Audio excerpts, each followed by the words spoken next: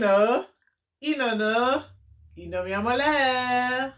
Mon conseil pour ce mois-ci sera sur le bien-être, être joyeux, être heureux, avoir de la joie. Il faut savoir que la vie est courte.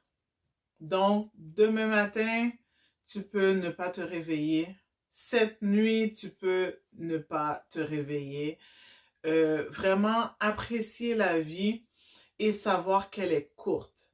Vivre les moments présents, ne pas toujours remettre à demain ce que tu peux faire aujourd'hui et apprécier les moments que tu vis à tous les jours parce que tu ne sais pas quand sera ton dernier jour.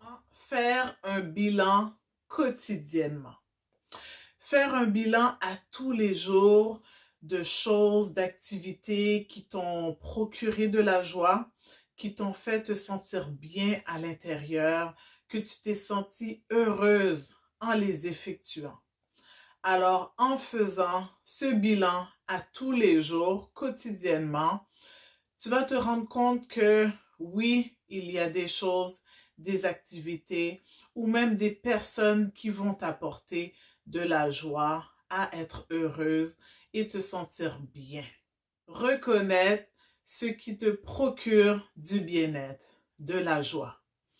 Est-ce que c'est faire de l'exercice? Est-ce que c'est une conversation avec une amie? Est-ce que c'est ta tasse de café? Est-ce que c'est ton petit déjeuner? Alors, reconnaître que dans chaque jour, dans chaque journée, il y a une chose qui te procure du bien-être. Et une fois que tu as reconnu cette chose-là, pratique-la, applique-la, mets-la dans toutes tes journées. Et puis, cela va te procurer plus de bien-être. Quelque chose qui peut t'aider pour le bien-être, la joie, être joyeuse, c'est de faire des objectifs, de se donner des objectifs à court, à moyen ou à long terme. En te fixant des objectifs, tu vas avoir un but, quelque chose à atteindre. Et lorsque tu auras atteint cet objectif-là, crois-moi que tu vas être reconnaissante. Tu vas apprécier cet objectif-là. Tu vas être contente. Tu vas être heureuse d'avoir atteint cet objectif-là. Apprendre à faire le vide avant d'aller se coucher. Faire le vide, ne plus penser à rien. Tout ce que tu ne peux pas contrôler, tout ce qui n'est pas de toi, en toi, tu laisses tout tomber avant d'aller dormir pour avoir un meilleur sommeil. Que ce soit des choses négatives qui se sont passées durant la journée, que ce soit un conflit qui est arrivé durant la journée, toutes ces choses-là, tu fais le vide avant d'aller dormir. Rire.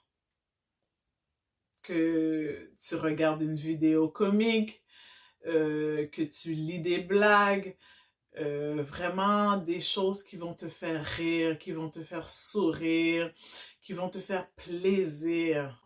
Mais si tu trouves des vidéos comiques, des vidéos qui te font rire, vas-y, regarde-les, fais-toi plaisir et ris. Faire ce que tu aimes. Lorsque tu fais ce que tu aimes, ça te procure du bien-être. Parce que tu fais quelque chose et tu aimes cette chose-là. Avoir de la gratitude. Être reconnaissante. Je ne vais pas arrêter de le dire. C'est vrai que ça apporte de la joie.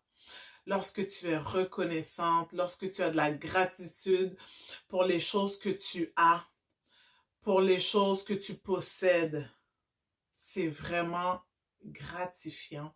C'est vraiment bien. Ça amène de la joie.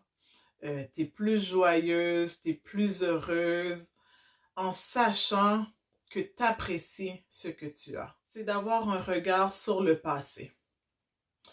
Pourquoi Non, c'est pas juste regarder qu'est-ce qui s'est fait et tout, mais le regard sur le passé va nous montrer où ce qu'on est présentement.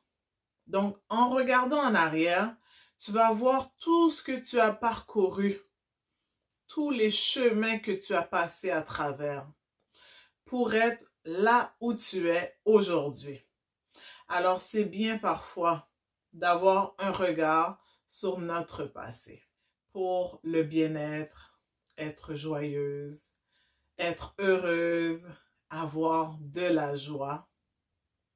C'est de servir les autres, d'aider les autres. Tu peux aider quelqu'un financièrement, tu peux aider quelqu'un avec un geste, une action. Tu peux aider quelqu'un avec des paroles d'encouragement. Vraiment, servir et aider les autres, ça nous rapporte quelque chose dans notre bien-être. Ça nous rapporte de la joie d'avoir fait cela pour quelqu'un d'autre que nous-mêmes, que nos enfants, que notre famille. Oui, tu peux quand même faire des choses envers tes enfants, tes amis, ton conjoint, ta famille, mais vraiment, c'est le principe de servir et d'aider les autres. Alors, c'était mes choses que je voulais partager avec vous pour mon conseil du mois de novembre. Et on se dit à la prochaine!